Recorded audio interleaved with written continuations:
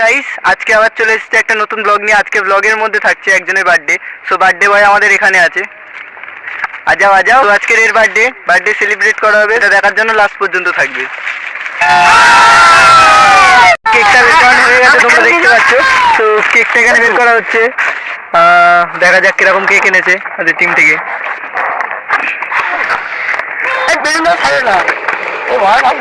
আরে লাইটটা ছাড় ভাই, লাইটটা ছাড়। তো গাইস একটা হলুদ কালারের কেক হয়েছে। নে নে নে নে।